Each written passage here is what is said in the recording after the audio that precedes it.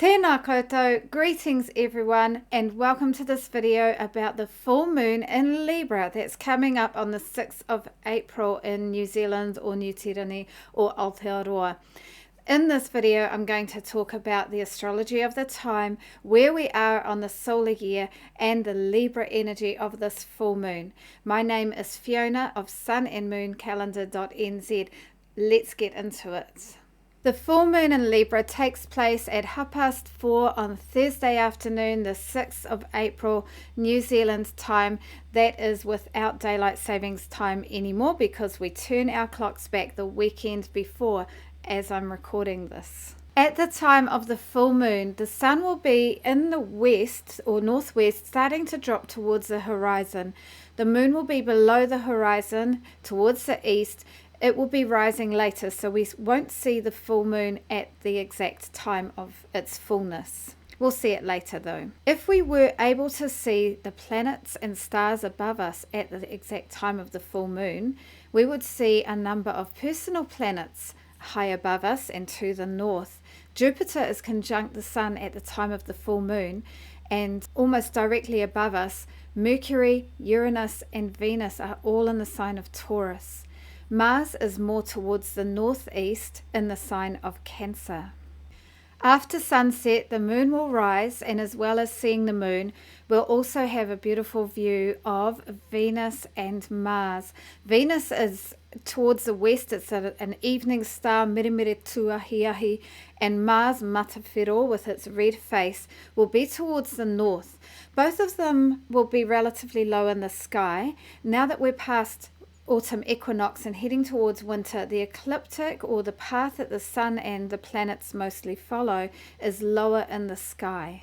So we can look to the north, but we don't need to look too high up to see the planets and the sun. Above Venus and Mars, this is of course stretching over long distances and I've squashed it into the screen, we have some important stars or whetū that are markers of the changing of the year. So Takurua or Sirius high in the sky, I think it's the brightest star in the sky past the sun, and Rigel or Puanga. So they are stars that are visible in the west at the moment, and they will be visible for longer. When they appear on the eastern horizon in the mornings later in the year or at the turn of the solar year, those are markers of the new year, especially Puanga. Matariki, which is one of our really important markers of the new year, depending on where you are in the country and your rohe in which you follow, Puanga or Matariki. Matariki, I think we have lost visibility of Matariki now. It happens early to mid-April, depending on where you are. When I looked up this particular night sky for the full moon, it looked like Matariki will be below the horizon in the west, having gone down around about the time of the sun. When Matariki appears again in June, July, that is when we celebrate, for many rohe around the country, the new year, the Māori new year, but also the turning of the year for all of us, because winter solstice is the change of the year. So let's look at the solar year and where we are on it. Our solar year that we're currently in started back in winter of 2022. We had summer solstice in December, and we are bringing our energy down now to winter solstice and on the 22nd of June, and also Puanga and Matariki seasons. Okay, and I've marked on there the lunar months with the energy going up and down with each lunar month. Now, what are those weird colourful blobs, I hear you ask in your mind? On there, I've marked where we had retrogrades over the last half of 2022 and coming up from April in 2023. Retrograde planets are the planets going backwards as they appear in the sky. And when the outer planets like Saturn, Jupiter, Neptune, Uranus and Pluto go backwards, we don't notice a lot of difference in our lives, but there is a bit of a difference. We go more internal and reflective in some ways. But when Mercury Mars or Venus go backwards, that's quite a big deal. So these little yellow blobs, there's one, there's 2, there's 3. 3 times a year, Mercury goes backwards for 3 weeks. It's not really going backwards, it's just how we view it in the sky. And during that 3 weeks, it feels like things are going wrong and mistakes are made and we have to go back over stuff. It can feel frustrating and feels like we're getting nowhere in some ways, especially in areas to do with our communications, short distance travel, neighborhood connections, all going back over. Emails go the wrong way or disappear.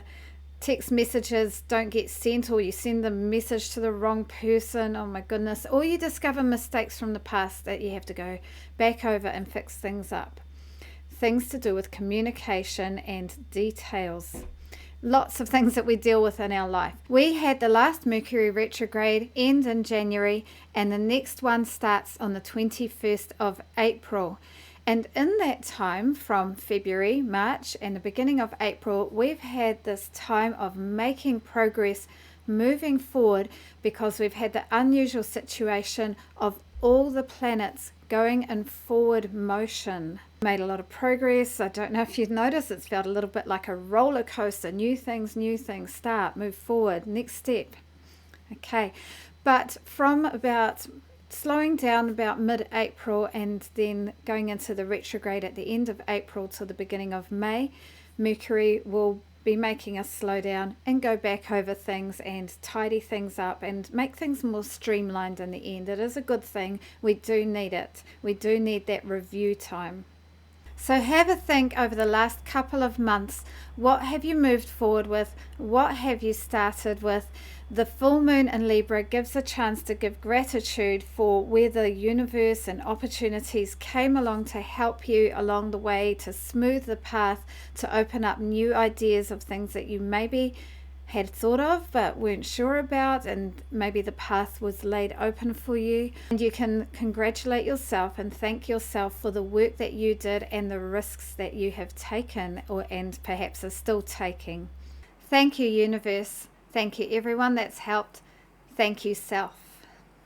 And I'm going to mention also that with the next new moon and full moon, not this one, but the next 2 lunations, we have eclipses, which could possibly bring sudden changes of direction and some dynamic energy. So let's get into talking about the energy of Libra. Libra is about harmony and balance. It's a good counterbalance to the me, let's go, let's do this, firing ahead energy of Aries. The ruling planet of Libra is Venus. Venus is a planet that is happy in relationship. Venus likes sweetness, pleasure, luxury, and harmony and diplomacy, things to be pleasant and well balanced in relationships, especially one-to-one relationships. The element of Libra is air, and that means that Libra is good at communication, social connections, words and ideas come naturally to Libra. They're really good at conversation and they can be charming, people who have strong Libra energy. The modality of Libra is cardinal. With cardinal energy, the signs that have cardinal energy like to go somewhere with a clear direction, and a direction for Libra is towards relationship, towards connecting, towards creating harmony and balance, and with that also comes a love for aesthetic appeal, beauty, and artistic elegance. At the full moon, take a moment to step back and review the progress of the last couple of weeks or the last 6 months since we had the new moon in Libra back in October. What have you achieved? What has moved forward? What has been revealed as something that it's time to let go of? Or what new information has come to light? And sometimes the light of the full moon can reveal things that were not obvious. Okay, and we also are pulled in different directions with the full moon. We're pulled towards the sun, where it still sits in Aries, powerful and dynamic, taking initiative, me first, let's go. And we're pulled towards the moon, and at its fullness the moon is strong, and that's where we're pulled towards that balance. harmony, diplomacy, pleasant connection. So somehow we need to find ways to integrate those opposites.